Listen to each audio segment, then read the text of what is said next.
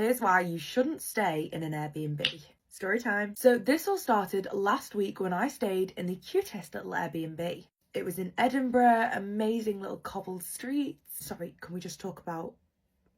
Now, my boyfriend Steve was supposed to come with me, but he had to cancel last minute because of work. Oh, flaky. So I'm like, yay, solo trip, let's go alone. Big mistake, big minge. Now, don't get me wrong, the Airbnb itself, absolutely adorable. And when I walked in, I noticed that it had this, like, certain je ne sais quoi, a certain smell. It was giving old. The owner greeted me.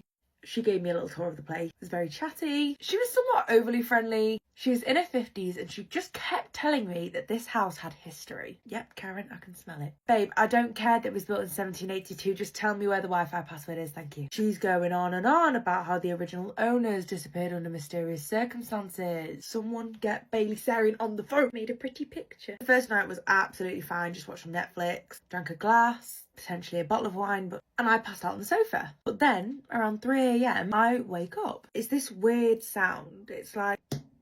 Now, I'm not really proud of this, but I thought some knobhead is trying to break into my house. Grabbed my phone, I'm ready to call the police. But when I pulled back the curtain, no one was there. Winner! I'm not dying today, bitch. Cheers to the...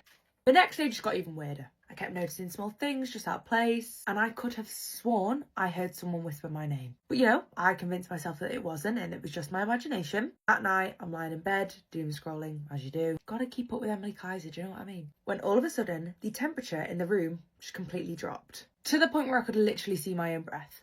And then it started. I hear this slow, raspy voice whispering, Tatty, Tatty. Do you know what burned the place down? I literally froze because the voice was coming from inside the room. And in the corner of the room was a tall, shadowy figure. It wasn't moving, it was just standing there, staring at me. So being polite to the afterlife, I said, who are you? The shadow didn't answer, but at first moved very, very slowly towards me, and then got faster and faster. I panicked, flicked on the bedside light, and they had disappeared. The room was completely empty. Apart from my mirror, written in the condensation, said the word leave. Listen, I did not need to be told twice. I grabbed my shit and bottled out there so fast. Next morning, I called the owner and I'm like, listen, told her exactly what happened. And do you know what this motherfucker did? She laughed. Actually laughed at me. And then goes, oh, don't worry about that. Just a ghost. Doesn't quite like people that much.